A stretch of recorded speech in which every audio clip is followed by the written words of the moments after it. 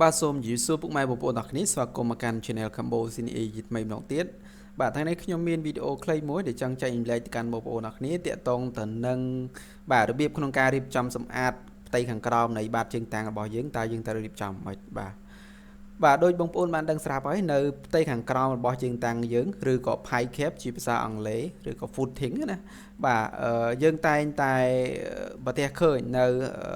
លាន concrete បាទបេតុងសម្អាតផ្ទៃជាភាសាខ្មែរយើងណាបាទគឺលានបេតុងសម្អាតផ្ទៃហើយជាភាសាអង់គ្លេសគឺលាន concrete ណាបាទហើយពេលខ្លះយើងក៏ប្រទះឃើញទៅនឹងប្រភេទថ្ម 4x6 ណាអាប្រភេទថ្មធំប្រព័ន្ធកផ្លូវប៉ុនកព្រួនជើងអីហ្នឹងបាទយើងតែងតែប្រទះឃើញជាទូទៅនៅពេលដែលគេចាក់ជើងតាំងណាយើងតែប្រទះឃើញប្រភេទពីរហ្នឹងនៅផ្នែកខាងក្រោមនៃជើងតាំងបាទអញ្ចឹងយើងតែងតែប្រទះឃើញពីរហ្នឹងគឺទី1គឺ lean concrete ហើយទី2គឺថ្ម 4x6 ណាបាទអញ្ចឹងចង់ដឹងថាតើថ្ម 4x6 ហ្នឹងពេលណាដែលយើងប្រើវាហើយពេលណាដែលយើងអត់ប្រើវាបើសិនយើងអត់ប្រើវាបានអត់ហើយបើសិនយើងប្រើកម្រាស់ណាបាទយើងគួរតែប្រើពេលណាមួយទៀតដែរគឺតាកតងទៅនឹងបេតុងសម្អាតផ្ទៃបាទបេតុងសម្អាតផ្ទៃឬក៏ lean concrete ហ្នឹងបាទលានហ្នឹងគឺយើងពេលណាដែលយើងប្រើឬក៏យើងអត់ប្រើវាបានអត់បើសិនយើងប្រើចាក់កម្រាស់ណាណាបាទហើយយើងចាក់ប្រភេទបេតុងមិនពពួកលេនកង់ក្រីតហ្នឹងណាបាទអញ្ចឹងបងប្អូនទៅតាមដានបងប្អូនខ្ញុំនឹងធ្វើការបញ្យលប្រាប់ទៅកាន់បងប្អូនទាំងគ្នាទាក់ទងទៅនឹងការប្រើប្រាស់ប្រភេទទាំងពីរហ្នឹងណាបាទអញ្ចឹងទី1តាកតងទៅនឹងថ្ម 4x6 បាទដូចនៅក្នុងរូបនេះគឺខ្ញុំធ្វើការបង្ហាញជូនបងប្អូនទាំងគ្នាបាទតាកតងទៅនឹងផ្នែកខាងក្រោមពណ៌រាងក្រហមតិចហ្នឹងគឺខ្ញុំតំណាងឲ្យថ្ម 4x6 ណាបាទខ្ញុំអត់បានចាក់ហាច់ឲ្យដូចថ្ម 4x6 ទេប៉ុន្តែនេះខ្ញុំតំណាងឲ្យថ្ម 4x6 ណាប្រទេសរៀងធំហ្នឹងខាងក្រោមគេបំផុតហ្នឹងបាទគឺតំណាងឲ្យថ្ម 4x6 បាទហើយដោយឡែកតាកតងទៅនឹងពណ៌កម្ៅជាងគេហ្នឹងគឺខ្ញុំតំណាងឲ្យលាន concrete បាទបេតុងសម្អាតផ្ទៃបាទហើយអានេះគឺឥដ្ឋបាទឥដ្ឋនេះគឺជាជញ្ជាំង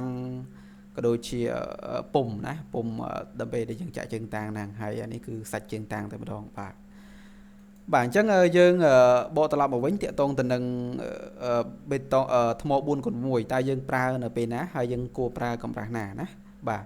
ជាទៅបើសិនជាជើងតាំងរបស់យើងហ្នឹងណាបាទបើសិនជាជើងតាំងរបស់យើងហ្នឹងអត់មានគ្រឹះទេបាទទី1ខ្ញុំចង់លើកបង្ហាញបងប្អូនគឺទី1បើសិនជាជើងតាំងរបស់យើងអត់មានសសរគ្រឹះទេយើងដាច់ខាតត្រូវតែប្រើប្រភេទថ្ម 4x6 ហ្នឹងបាទហើយមួយទៀតសោតនៅពេលដែលយើងប្រើថ្ម 4x6 ហ្នឹងគឺយើងត្រូវដំបង្ហាប់វាឲ្យណែនបាទយើងអាចប្រើម៉ាស៊ីនបង្ហាប់បាទបងប្អូនដឹងស្គាល់ម៉ាស៊ីនបង្ហាប់ហ្នឹងណាបាទឬក៏បើសិនបងប្អូនតាមស្រុកស្រែចំការបងប្អូនប្រើជើងដំរីហ្នឹងណាបាទដំបុកវាឲ្យណែនហើយការដែលយើងប្រើថ្ម 4x6 ហ្នឹងទៀតសោតគឺយើងគួរតែប្រើពីចន្លោះពី1ទឹកកន្លះទៅ2ទឹកណាបាទកម្រាស់របស់វាបាទក្រាស់កាន់តែល្អក៏ប៉ុន្តែបើសិនក្រាស់ពេកធ្វើឲ្យយើងខាតទៅលើអីគេខាតទៅលើសម្ភារៈដែលយើងសាងសង់មានន័យខាតទៅលើថ្ម 4x6 ហ្នឹងឯងណាហើយការដែលយើងរៀបគឺច្រើនណាស់អញ្ចឹងគួរតែប្រើទៅ1ទឹកកន្លះអីមកបាទ1ទឹកកន្លះទៅ2ទឹកណាបាទបងប្អូនដំបង្ហាប់វាឲ្យណែនបាទអញ្ចឹងសួរថាតើប្រើវាដើម្បីអីប្រើវាដើម្បីជួយទប់ជើងតាំងធ្វើឲ្យផ្ទៃដីនៅជុំវិញជើងតាំងហ្នឹងនៅខាងក្រោមជើងតាំងហ្នឹងគឺវាបានរឹងមាំល្អណាបាទអញ្ចឹងយើងប្រើវាគឺដើម្បីអញ្ចឹងដើម្បីជួយទប់ធ្វើឲ្យផ្ទៃដីដែលនៅខាងក្រោមជើងតាំងហ្នឹងបាទរឹងមាំល្អមិនថាវារឹងល្អហ្នឹងករណីដែលបងប្អូនផ្ទះរបស់បងប្អូនអត់មានប្រើគ្រឹះប៉ុន្តែសួរថាតើថ្មហ្នឹងអាច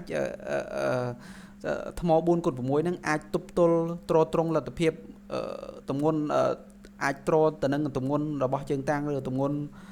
ដែលមកបញ្ជូនមកពីលើបានប៉ុណ្ណាអត់មានដឹងទេណាតើយើងធ្វើការកណនីបាទកណនីគឺវាអាស្រ័យទៅនឹងប្រភេទដីដែលនៅក្រោមវាហ្នឹងតែម្ដងបាទក៏ប៉ុន្តែហើយណាស់នៅពេលដែលយើងដាក់វាគឺវាធ្វើឲ្យផ្ទៃដីនៅផ្នែកខាងក្រោមជើងតាំងគឺវាមានភាពរឹងខុសពីដីធម្មជាតិណាបាទវាបានប្រសើរជាងដីធម្មជាតិបាទអញ្ចឹងយើងប្រើវាអញ្ចឹងមួយវិញទៀតបើសិនជាក្នុងករណីដែលជើងតាំងរបស់បងប្អូនបាទមានសសរគ្រឹះដែរក៏ប៉ុន្តែ đây cái này để bông bồn sáng sáng nó cứ vì chơi khang pin nè chân cái này nó bông bồn thời tập ra thô buôn cùng một mùi này nè bà bông bồn thời tập ra thô buôn cùng một mùi nặng đá bà đâm bay thưa oi tây đây nơi này càng cao nó cứ vì bàn răng lò bà chân dân prao vì bắn tay bờ xua tha nó pe đây nè đi dài rồi có nó pe đây dân thưa ca đi dài vậy nè dân ở đặt thô buôn cùng một mùi bàn ở cả này để dân miền kêu được cao tiết đó nè bà trắng dân ập đại cả bàn đại sầm khăn thật tá đây nơi cái này để dân sang song nó quy chi khlang ọt và chi khlang ọt tới dân ọt prao về nó pe để dân riệp chòm chả lên này nâng tới tao vì phong lệ ta cao tiết bà trắng bờ sân chỉ cả này nó vì chi khlang dân cổ tại prao vì để mới cắt bẩn thoi cả phong lệ cho ta cao bà bởi vì miền bộ thô nó thôอย่างthom trắng tay cắt với có thom này chứ thưa oi cá sọt cho tụi cọm có vì cắt bẩn thoi cá sọt cho tụi cọm này nè bà cắt bẩn thoi cá sọt cho tụi cọm để xa tụi nguồn bảo trường tàng nè bà chẳng dân ai nhận prá bà xin chỉ cả này đây bảo dân nó vì ở rừng lò bàn tay bờ đây bảo dân rừng lò dân mình bạch prá thì nó không cả này đại dương design biên trường tàng là gần cọm á không tao mong muốn vô lại nắng và tí mối cứ bà xin chỉ bông phôn ọt miền prao chương sớm tổ ọt miền prao krư ọt miền prao sổ krư cho tao làm thế bông phôn trời tập prao thầm mò buồn còn mùi nằng nè và tí pi bà xin chỉ bông phôn krư bao bông phôn nằng miền sổ krư cho tao làm tiệt chẳng bông phôn mình chăm bạch prao thầm mò buồn còn mùi các bạn đấy bà xin chỉ cả này cái này đài đây bao dân nó nơi rừng mòm lỗ mấy nay là đây là bao dân là lại để dân chi chân tàng nó cứ vì rừng mòm lỗ để bị ạch trò bàn rồi có vì nghi xuống không cả thư ca bao giờ và bàn tái dân tại prao ví bà cả này đây nó vì chỉ làng bị đâm bị chui cạnh thôi phép cá sốt cho tụi cọp á và nó bây để dân thư ca nè bà hồi xưa tha ta cầm rác cứ dân từ pra bị mà ta cái lá tới bị tật bà hồi tụm hôm bảo vi tranh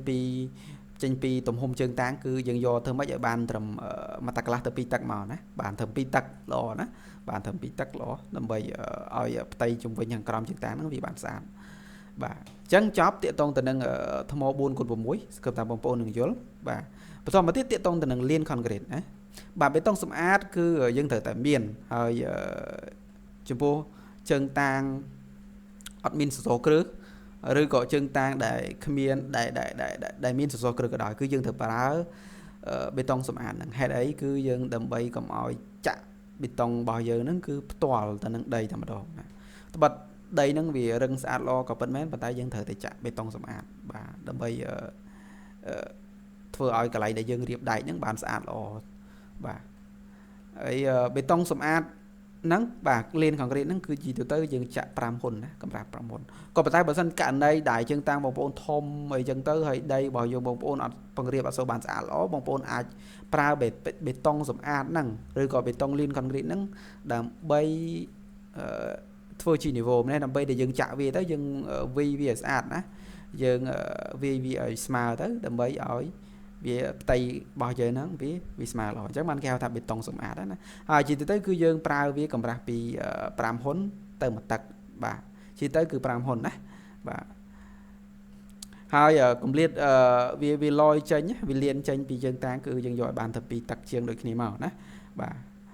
xua thay dương ăn prao bàn ớt cứ mình cuột prao thì phải bây giờ ăn prao của bàn này tới viêm mình trừ từng phải chạy thì phổ dương từ thưa ca lại nắng dân thử tại sầm át tới đây càng crom là bó chân tàng dần nâng nè bà xong chuyện đầu tiết cứ liên còn cái nắng cứ dân pra tiang không cả này đài chân tàng bỏ dân miền số crức hơi nâng miền số crức nè bà dân thời tại pra tiếng pi nâng bà hơi xua thà tá vi chui trô trung từ nâng cầm lăng để xong cọt pi lơ ót liên còn cái nắng cứ ót tê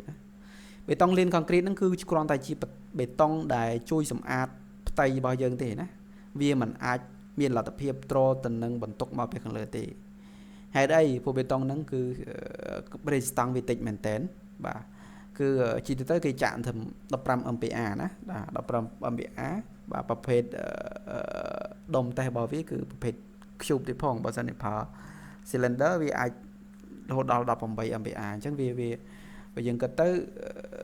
វាយ៉ាងច្រើនដែរអញ្ចឹងជាទៅគឺគេកំងជាប្រភេទគប់ហើយណាបាទប្រភេទសំណាក់គំរូគប់អញ្ចឹង15 MPa អញ្ចឹងវាអត់មាន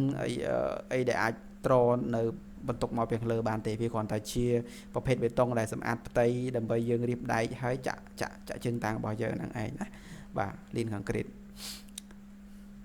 បាទប៉ុណ្្នឹងឯងតាកតងទៅនឹងដែលយើងត្រូវសម្អាតផ្ទៃនៅផ្នែកខាងក្រោមរបស់ជើងតាំងរបស់យើងហ្នឹងហើយនៅវីដេអូក្រោយខ្ញុំនឹងបង្ហាញជូនបងប្អូនអរគ្នាតាកតងទៅនឹងការធ្វើពុម្ពជើងតាំងតើយើងគួរធ្វើពីឥដ្ឋឬក៏ធ្វើពីឈើណាបាទអញ្ចឹងជួបគ្នានៅវីដេអូក្រោយហើយវីដេអូនេះខ្ញុំសូម slash តែប៉ុណ្្នឹងសង្ឃឹមថាបងប្អូននឹងយល់តាកតងទៅនឹងការប្រើថ្ម 4x6 ហើយនឹងបេតុងលៀន concrete ហ្នឹងបាទសូមអរគុណបងប្អូនដែលបានតាមដានទស្សនាវីដេអូតាំងពីដើមដល់ចប់ក៏ដូចជាវីដេអូផ្សេងៗរបស់ channel ខ្ញុំហើយចំពោះបងប្អូនដែលមកថ្មីបងប្អូនអាចជួយចុច subscribe បាទចុច like ចុច share ផងបាទសូមអរគុណសូមជម្រាបលា